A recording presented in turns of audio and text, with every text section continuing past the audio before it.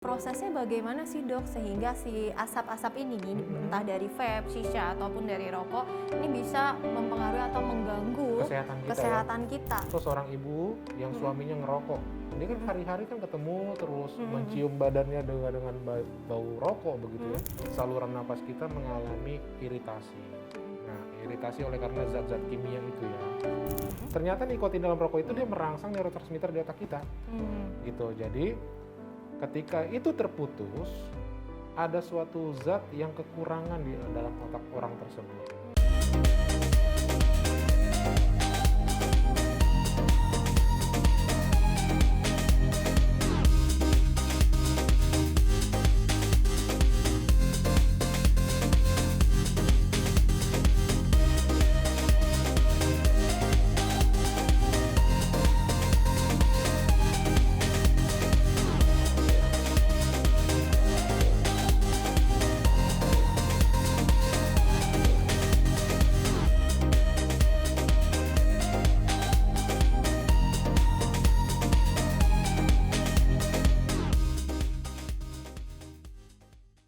Hai bunda-bunda, apa kabarnya? Semoga sehat selalu ya. Senang sekali saya Azahra Masid dapat menjumpai bunda-bunda kembali di program kesayangan kita. Apalagi kalau bukan persembahan untuk bunda cerdas keluarga bahagia yang pastinya hanya di Mata Millennials Indonesia TV, matanya Indonesia. Dan selama 30 menit ke depan pastinya kami akan menyajikan informasi yang hangat, yang menarik disertai dengan narasumber yang pastinya luar biasa nih bun. Bunda-bunda, pada episode kali ini kami akan membahas mengenai bahaya rokok, vape dan juga shisha nih. Mungkin suami-suami bunda juga ada yang ngerokok atau bunda sendiri nih ada yang nge-vape nih. Dan ternyata ini sangat beresiko loh bun. Jadi bunda-bunda tahu tidak sih kalau Wakil Menteri Kesehatan Dante Saxono Harbuono mengatakan bahwa kebiasaan merokok menyumbang presentasi angka kematian terbesar kedua di Indonesia setelah hipertensi nih bun. Jadi ini sangat berbahaya ya. Dan menurut data dari WHO sekitar 225.700 orang di Indonesia meninggal akibat merokok atau penyakit lain yang berkaitan dengan tembakau. Dan juga survei nasional yang diadakan pada tahun 2013 dan 2018 menunjukkan bahwa penggunaan tembakau di Indonesia masih tergolong tinggi di kalangan dewasa dan juga remaja bun. Meskipun rokok sangat berbahaya ya bun ya dan dapat menyebabkan kematian, tetap saja nih masih banyak pengguna rokok di Indonesia. Maka dari itu di episode persembahan untuk bunda kali ini tentunya kami akan membahas lebih detail bersama narasumber kita. Di sini sudah ada pakarnya di bidang penyakit dalam ya dok ya, yaitu dengan Dr. Tulus Amudi. Halo dok, apa kabar? Sehat? Sehat mbak. Kita ketemu lagi nih. Baik. Oke, tapi sebelum mulai ya bunda-bunda jangan lupa untuk mematuhi protokol kesehatan, yaitu salah satunya dengan menggunakan masker supaya meminimalisir penyebaran COVID-19.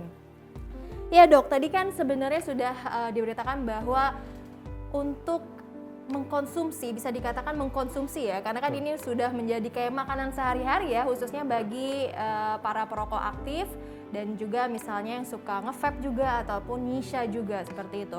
Tapi sebenarnya kalau misalnya dari dokter sendiri terkait di Indonesia ini kan banyak sekali nih pengguna aktif dari rokok, vape apalagi gitu. Nah dari dokter tanggapannya gimana nih? Berarti kan masyarakat masih belum sadar nih akan bahayanya atau resiko dari merokok maupun nge-vape. Nah, memang sebenarnya ironis ya.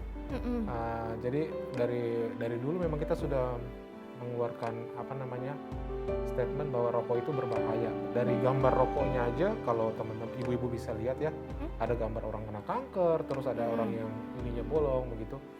Tapi tetap aja tidak jera ya orang-orang tersebut. Jadi katanya bahkan ada yang bilang ke saya, dok, merokok mati, tidak merokok mati, lebih baik merokok sambil mati, gitu kan. Nah itu yang statement-statement itu yang yang sangat-sangat ironis sekali buat diri saya gitu.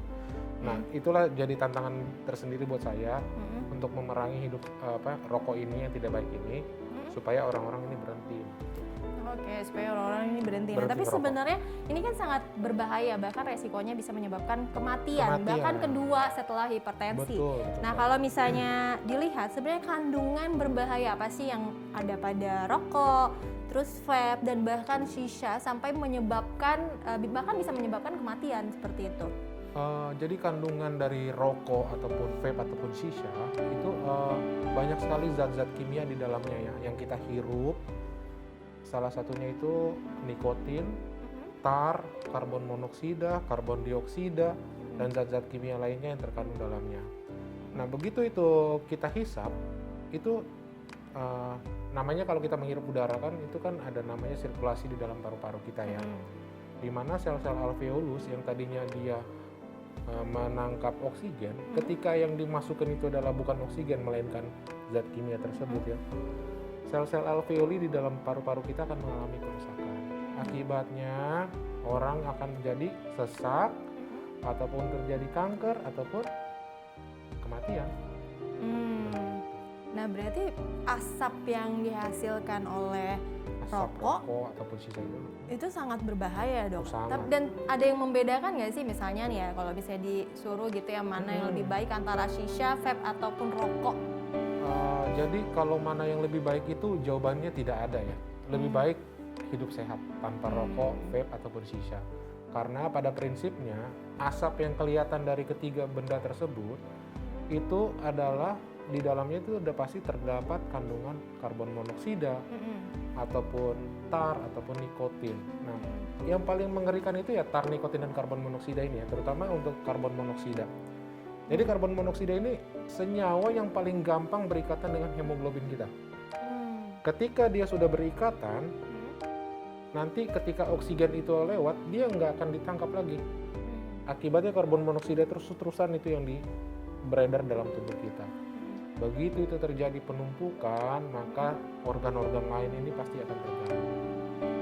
Oke, berarti tiga-tiganya itu mempunyai karbon monoksida, semuanya ada ya? Berarti walaupun vape ini kan jenis yang elektrik ya? Elektrik, yang banyak orang-orang atau anak-anak muda bilang, ini kan nggak kandungan nikotinnya dikit gitu. Padahal sih sama-sama aja ya. Sama-sama aja, bahkan kan sekarang ada ya dok yang bahkan liquid dari vape-nya itu tidak menggunakan nikotin. Apakah itu sama berbahayanya juga? Jelas, walaupun mereka mengklaimnya itu tanpa nikotin ya, tetap aja suatu benda yang terbentuk asap, di dalamnya itu terbentuk karbon monoksida. Karena apa? Pembakarannya tidak sempurna. Kalau dia pembakaran sempurna, maka asap itu tidak akan terjadi. Nah, di saat pembakaran tidak sempurna itu mengandung karbon monoksida, itu yang kita hirup, di saat itulah kita mengalami suatu gangguan. Oke, nah prosesnya bagaimana sih dok sehingga si asap-asap ini entah dari vape, shisha ataupun dari rokok ini bisa mempengaruhi atau mengganggu kesehatan kita? Itu bagaimana? Dan kadang kan orang beda-beda ya, maksudnya ada yang langsung terkena nih, ada juga yang enggak, bahkan ada yang terlihat misalnya masih sehat-sehat aja ya. Nah itu bagaimana nih dok? Nah jadi gini, perjalanan penyakit akibat asap tersebut ya.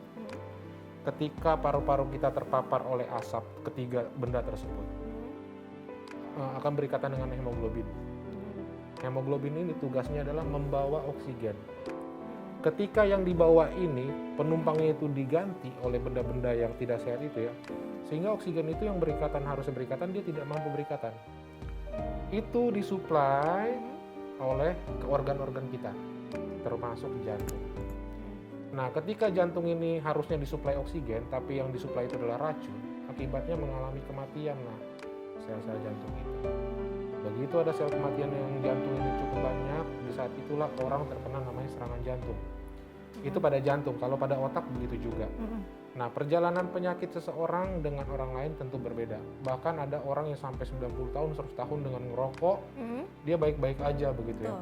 Nah, itu yang membedakan, mungkin orang tersebut hidupnya lebih sehat dibandingkan orang-orang yang kena. Yang kedua, mungkin pengaruh dari aktivitas ataupun konsumsinya dia, merokoknya itu mungkin lebih sedikit dibandingkan orang-orang yang kena efek pada waktu usia muda ya. Atau yang ketiga, daya tahan tubuhnya itu sendiri untuk menghadapi racun-racun itu dia lebih baik dibandingkan orang-orang. Jadi kita nggak bisa asumsikan kalau ngerokok 5 tahun kena mati.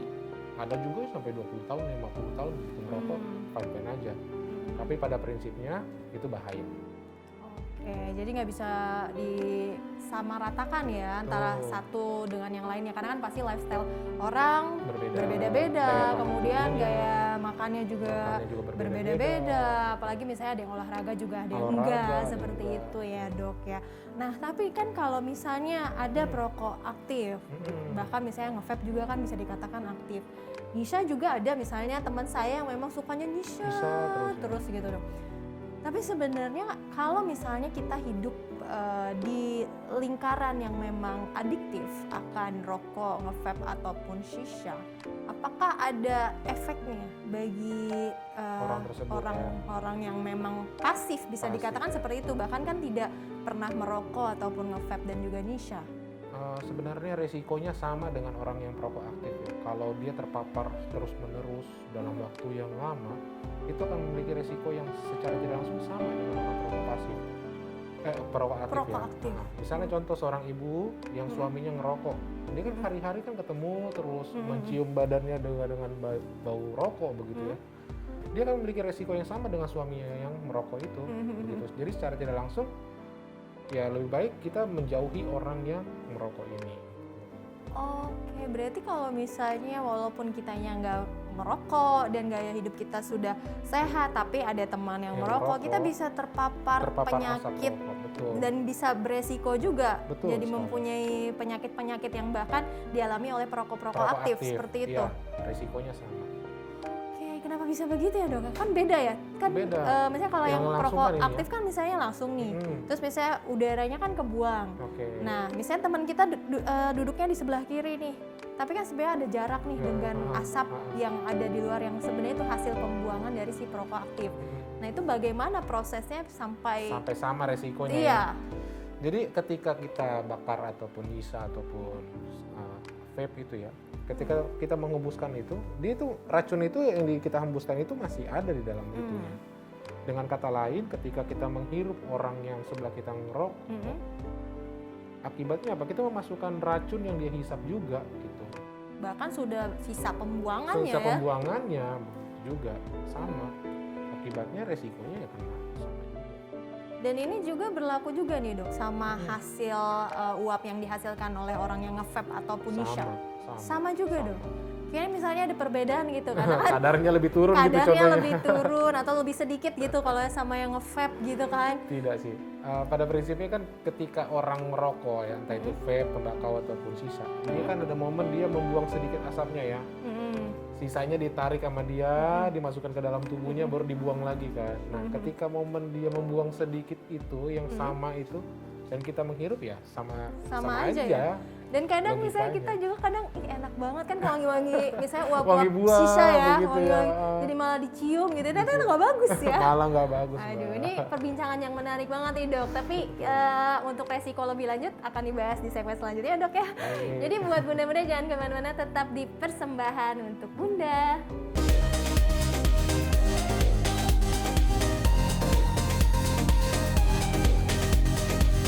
Terima kasih bunda-bunda masih menyaksikan Persembahan untuk Bunda dan masih bersama saya Zahra Masid dan juga Dr. Tulus. Nah ini sebenarnya penting banget ya, khususnya buat bunda-bunda yang bisa dikatakan sebagai perokok pasif, apalagi kalau misalnya orang sekitar termasuk suaminya juga misalnya perokok aktif, karena ternyata bahayanya sama ya dengan perokok aktif.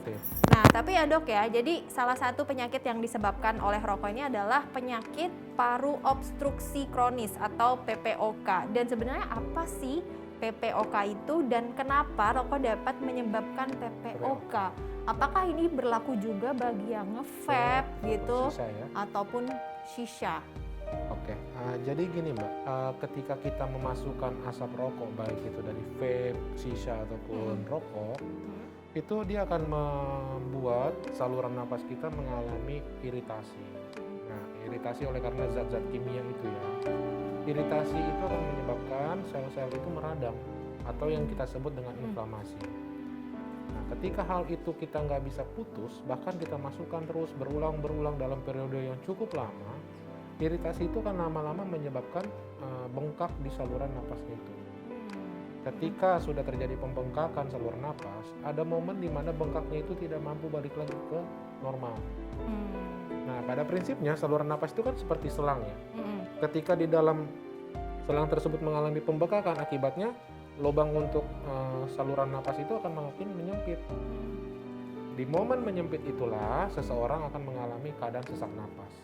Nah, sesak napasnya ini tidak bisa berubah menjadi yang aku minum obat kayaknya bisa sembuh, ternyata enggak. Nah, itulah di saat itulah kita dinyatakan pasien tersebut sudah terkena dengan penyakit paru obstruksi kronis atau yang kita sebut dengan PPOK. Jadi begitu, Mbak. Oke, dan ini berlaku juga nggak sih sama yang vape ataupun shisha juga sama? Pasti. Oke, nah untuk kalau sama yang misalnya orang sekitar yang memang tidak merokok, nge-vape tapi berada di lingkungan itu, dia juga bisa beresiko terkena PPOK juga? Bisa, sangat bisa resiko. Aduh. Apalagi kalau orang tersebut memiliki sensitif ya, misalnya pada orang-orang dengan asma, ketika dia menghirup udara-udara yang dari hasil bakaran tersebut, dia kan bisa mencetuskan serangan asma justru. Nah, jadi bahayanya orang-orang yang tidak merokok tapi bergaul dengan orang yang merokok itu memiliki resiko yang sama terjadi PPOK.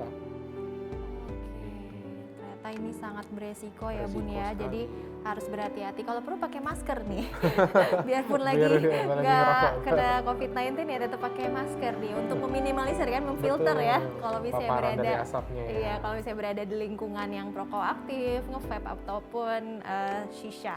Dan sebenarnya benar nggak sih Dok kalau ternyata tingkat bahaya merokok itu lebih tinggi ada pada di wanita daripada di laki-laki ataukah sama? Pada prinsipnya gender itu tidak mempengaruhi resiko ya.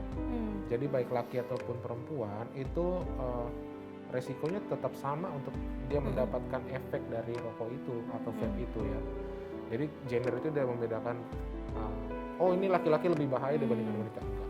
Oke, tidak membedakan ya, kecuali misalnya memang kalau ada misalnya wanita yang punya komplikasi tertentu itu malah makin jadi Makin ya jadi. penyakitnya, termasuk laki-laki juga sama halnya saja. seperti itu. Berarti memang sama aja ya. Sama aja. Kirain misalnya ternyata wanita lebih rentan karena kan memang wanita itu lemah gitu ya. Itu Enggak aja ya? pembelaan kayaknya. Oke, nah tapi ada beberapa kasus nih ya Dok ya, dari perokok aktif yang merokok secara terus-menerus tetapi tidak memiliki masalah kesehatan paru-parunya. Nah, benarkah demikian? Ataukah mungkin itu hanya menunggu proses aja nih, menunggu waktu yang tepat aja nih? Kalau ternyata sebenarnya yang perokok aktif itu bisa juga terkena bahayanya. Atau sebenarnya itu bisa diminimalisir Dok? Oke. Bagaimana? Jadi kalau pada orang perokok itu ya, ada yang pasien saya bilang, Dok, kakek saya usia 90 tahun masih ngerokok sehat-sehat aja. Stop dulu, tunggu dulu. Apa sehatnya ini memang betul-betul sehat? Karena dalam arti dia nggak kena saluran napas ya. Jangan-jangan dia kena penyakit yang lain. Contohnya apa? Resiko untuk jantung, stroke. Itu karena dari ngerokok juga bisa begitu. Nah, sehatnya karena ngerokok itu kita perlu cek betul nggak dia sehat. Jangan-jangan enggak gitu kan. Yang jelas rokok ini dapat merusak paru-paru, merusak organ jantung, merusak otak kita begitu. Jadi kita memasukkan racun itu pasti ada efeknya lah. Tetap ada efeknya Tetap ya ada Bun efeknya. ya. Cuman ya itu balik lagi tergantung dari kesehatan dan metabolisme tubuh seseorang ya Dok ya. Nah Dok, tapi kan dalam rokok, vape atau shisha, tadi kan dokter juga sempat memberitahukan kalau di dalamnya itu mengandung zat yang namanya nikotin. Tapi sebenarnya apakah nikotin itu memang membuat orang menjadi kecanduan, adiktif seperti itu? Tapi sebenarnya ada juga misalnya ada beberapa teman saya yang ngerokok kalau mau aja gitu. Mereka nggak adiktif. Nah, kenapa bisa begitu nih Dok? Jadi gini, tergantung lamanya orang tersebut terpapar oleh nikotinnya. Jadi memang betul nikotin itu dia memberikan neurotransmitter di otak kita memiliki rangsangan sehingga orang-orang rokok itu dia mampu untuk lebih berkonsentrasi. Berkonsentrasi itu lebih nikmat gitu dibandingkan orang yang tidak merokok. Itu menurut orang rokok ya. Karena apa? Ternyata nikotin dalam rokok itu dia merangsang neurotransmitter di otak kita. Gitu. Jadi ketika itu terputus ada suatu zat yang kekurangan di dalam otak orang tersebut. Akibatnya adiktif lah dia.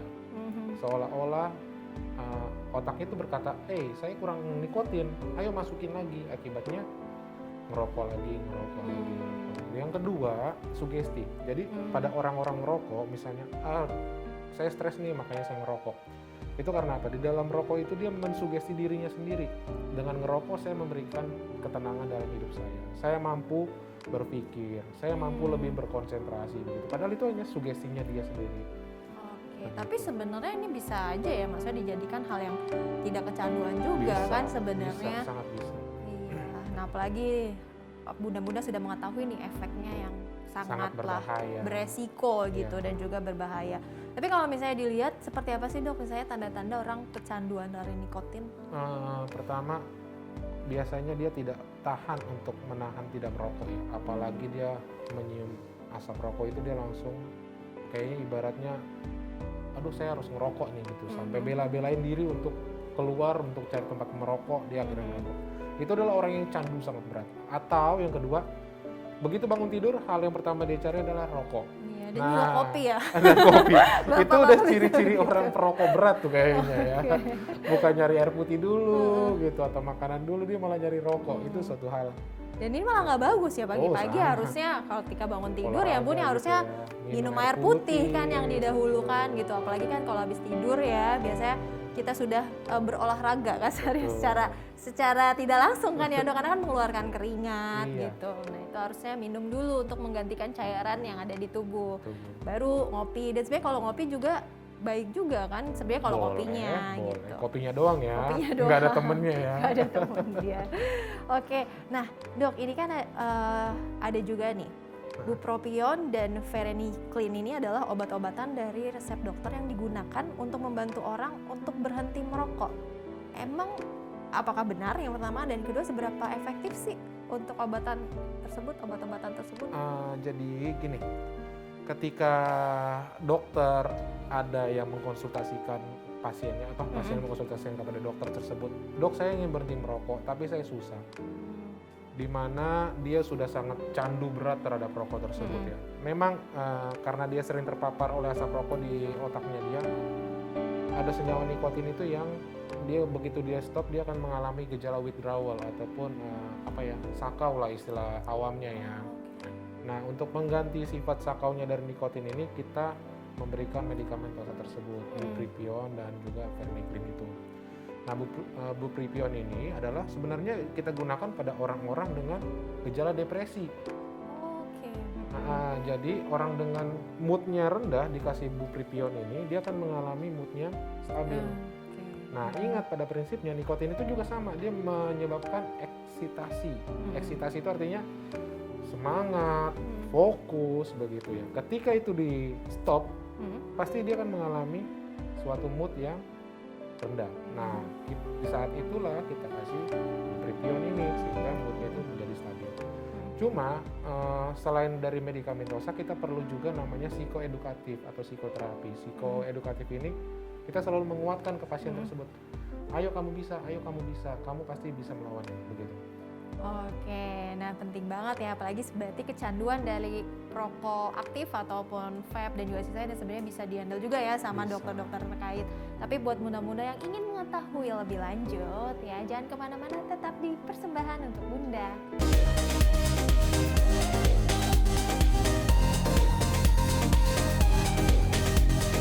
Terima kasih bunda-bunda masih setia di Persembahan untuk Bunda, dan tentunya masih bersama saya Zahra Masid dan juga Dr. Tulus. Ya dok, tadi kan seputar obat-obatan bupropion ya. Nah terus kalau yang varenicline itu bagaimana dok? Varenicline ini dia untuk mengganti substansi nikotin di dalam tubuhnya dia. Gitu, sehingga paparan nikotin ini atau sensasi asap rokok ini sudah tidak enak lagi pada orang pecandu tersebut. Jadi dia mengganti substansi nikotin di dalam tubuhnya dia, ketika nikotin masuk langsung diblok. Tapi apakah obat-obat ini aman? Memang dia memiliki efek samping ya, terutama untuk bupropion dan juga si varenicline itu. Nah kalau bupropion itu dia bisa mengalami ansietas ataupun gelisah berlebihan ataupun mual muntah, bahkan sampai gangguan ginjal. Sedangkan varenicline juga sama, dia kadang-kadang efeknya itu justru ke mimpi buruk. Mimpi buruknya itu yang mengganggu kualitas tidur, akibatnya orang menjadi tidak nyaman. Mual muntah juga sama, dan juga gangguan ginjal juga ada. Jadi untuk side effect-nya ini wajib dikonsultasikan sama dokternya. Oke, dan tetap harus dalam penanganan dokter ya. Betul. Harus dikonsultasikan gimana baiknya dan juga tidaknya karena kan pasti dokter yang lebih tahu ya dok Ya. ya seputar itu. Tapi kalau misalnya memang ada yang ingin berhenti merokok dan membutuhkan obat-obat tersebut, kira-kira butuh berapa lama nih jangka waktu yang dibutuhkan Nah. untuk mengkonsumsinya? Biasanya itu kita akan melakukan konsultasi dulu ya. Mm-mm. Dokter akan memberikan waktu itu target itu biasanya 1 bulan. Mm. Jadi efek untuk obat-obatan itu mampu mengcover rasa nikotin itu biasanya dimulai dari 8 hari pertama. Tapi dengan catatan si pasien tersebut harus bekerja sama untuk tidak mengkonsumsi ataupun menahan sebisa mungkin dia tidak merokok begitu. 8 hari kita coba, biasanya itu 1 hari itu 0,5 mg untuk verniklin ya. Itu kita lihat efeknya, ada nggak berubah, enak nggak kalau ngerokok. Nah kalau dia udah bilang, aduh dok saya udah nggak enak lagi nih ngerokok, kita pertahankan dosisnya sampai 30 hari. Mudah-mudahan dengan 30 hari itu bisa stop. Oke. Tapi sejauh ini gimana dok? Maksudnya yang menggunakan obat-obat tersebut apakah memang efektif untuk mereka supaya tidak merokok lagi? Sebenarnya sangat efektif ya, tapi dibalikin lagi motifnya orang ini niat nggak sih begitu. Jadi kalau memang orang ini setengah-setengah niat, mau dikasih obat berbagai macam apapun, dia juga akan mencari pembelaan.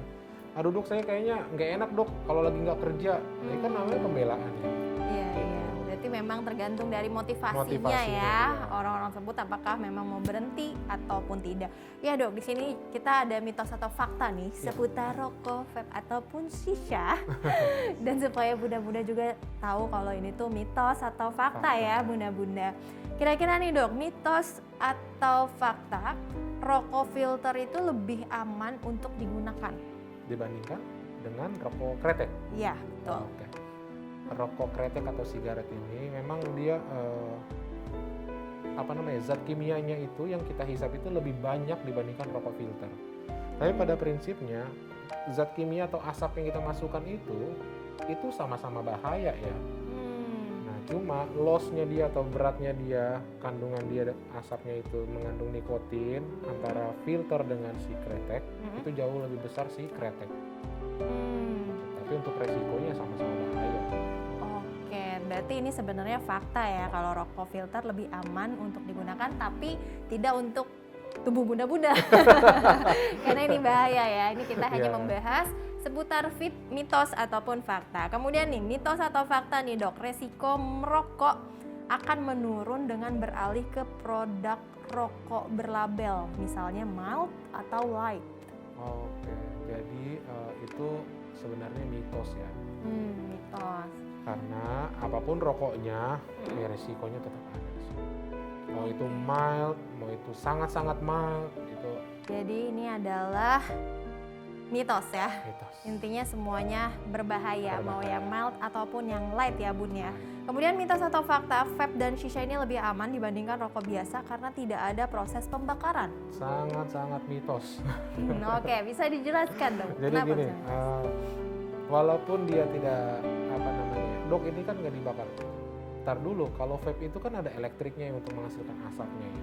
Sisa juga sama, dia ada bara apinya yang menghasilkan gelembung asap tersebut ya. Jadi intinya ketiga barang ini mengalami pembakaran yang tidak sempurna. Di mana hasil akhirnya dari pembakaran tidak sempurna itu adalah karbon monoksidanya. Jadi sama-sama berbahaya. Sama-sama berbahaya. Jadi ini adalah mitos. Kemudian mitos atau fakta, berhenti merokok justru membuat gemuk. Ini saya mau baru dengar nih. Sebenarnya sih suges ke dirinya ya, karena dia ngerasa tidak nyaman kalau misalnya dia tidak merokok sehingga dia harus mengkonsumsi supaya rasa di lidahnya itu lebih enak lagi ya. Gitu. Jadi memang itu ada sih, tapi itu hanya beberapa hari. Oke, jadi mitos ya bun ya, ini lebih ke sugesti ya. Berarti maksudnya kalau ngerokok jadi kurus, mau dong saya. Bercanda ya bun ya. Nah terus kemudian mitos atau fakta, nikotin pada sisa itu jauh lebih rendah. Sebenarnya sama ya. Bahkan ada jurnal yang bilang 45 menit kita menghirup sisa itu sama dengan kita menghirup 100 batang rokok. 40 menit loh guys. betul. Waduh, parah banget ini ya Bun ya. Jadi Jadi itu- berarti sisa tuh bisa dibilang lebih parah daripada rokok ya? Rokok. Begitu. Jadi itu nggak benar ya. Mhm. Jadi itu hanya pembelaan oknum-oknum tertentu lah. Iya, yang mungkin kalau misalnya lagi sama teman-teman, aduh kan misalnya saya nggak ngerokok, Iya. nge-vape juga enggak, nyisa kan sekali-kali. Iya, sekali-kalinya 45 menit langsung 100 100 batang batang rokok. ya. Ah, 100 equal. batang tuh udah kayak ngerokok tiap hari, Betul. lebih malah. Betul. Waduh, nah Bahaya. kemudian mitos atau fakta, vape dapat membantu perokok untuk berhenti merokok. Nah ini buat teman-teman di rumah atau bunda-bunda. Jadi kadang-kadang kan, saya kan nggak ngerokok, nge-vape. Nah vape itu kan ada nikotinnya. Mm-mm. Dia kenapa dia lebih sama menggantikan? Karena apa? Yang dimasukkan itu juga nikotin. Gitu. Jadi nggak ada ibaratnya gejala kita memblok nikotin. Tok yang kita masukin juga nikotin juga. Jadi ya memang dia berhenti. Tapi ini dimasukin juga nikotin. Cuma caranya doang yang berbeda ya. Satu tembakau, satu vape. Oke dok, nah ini nih pertanyaan terakhir ya dok ya, kira-kira tipsnya buat bunda-bunda atau misalnya buat para penonton di rumah, bagaimana caranya untuk berhenti merokok dan bagaimana kita untuk menghindari misalnya sebagai perokok pasif ya, karena kan pasti zaman sekarang lingkungan tuh mau cowok mau cewek juga kadang selalu misalnya merokok dan yang nggak merokok cuma sedikit, nah itu kan yang bahaya ya, dan ternyata resikonya juga sangat berbahaya. Nah kira-kira tipsnya bagaimana supaya terhindar misalnya dari tadi yang penyakit PPOK tadi seperti itu. Jadi gini, memang kita sangat susah sekali untuk melawan rokok ini ya. Bahkan udah diciptakan hari anti tembakau juga tetap aja orang masa bodoh gitu. Harga rokok dinaikkan oleh pemerintah pun orang tetap bela-belain membeli. Nah jadi yang saya ingin sampaikan di sini adalah sebelum Anda mau memulai ngerokok, ingat lebih baik jangan mencoba karena itu sulit untuk berhenti. Dan kalau yang sudah merokok bisa diberhentikan apabila kita memiliki niat. Jadi sugesti dalam diri kita, ngerokok itu tidak sehat. Merokok itu merugikan. Terus yang kedua, selalu diimbangi dengan kegiatan. Karena ketika kita melakukan kegiatan, baik itu olahraga ataupun kegiatan rutin, pikiran untuk merokok itu akan teralihkan. Begitu. Dan juga kita minta dukungan dari orang-orang sekitar. Ayo dong bantu saya buat berhenti ngerokok. Nah kalau ada dukungan dari sekitarnya itu mensupport dia pasti akan menjadi lebih percaya diri. Saya bisa untuk berhenti. Begitu. Kalaupun susah, yang keempat adalah dengan medikamentosa. Gitu. Nah untuk yang perokok pasif, sebaiknya kalau bunda-bunda melihat suaminya untuk ngerokok, lebih baik suruh berhenti pertama. Yang kedua, kalaupun sudah berhenti, jauhkan. Jangan masuk ke rumah kalau kamu ngerokok. Oke, itu saran dari dokter ya, dan sangat bermanfaat sekali nih informasinya pada hari ini. Jadi ingat ya Bun ya, resiko merokok, nge-vape ataupun shisha ini sangat berbahaya, bisa menyebabkan ginjal, paru-paru dan juga kanker, alias kanker kantong kering ya. Kan beli terus ya. Tiap hari beli terus gitu. Mending buat makan, buat kebutuhan rumah tangga. Dan yang pastinya juga baik perokok pasif ataupun aktif ini sama-sama beresiko. Dan terima kasih dokter sudah hadir, informasinya sangat informatif sekali dan nggak berasa kita sudah di penghujung acara. Ya jadi buat bunda-bunda di rumah jangan lupa untuk saksikan terus persembahan untuk bunda di episode selanjutnya yang pastinya nggak kalah menarik dari hari ini. Saya Azahra Masid dan juga Dr. Tulus Amudi. Kami pamit undur diri. Bye-bye.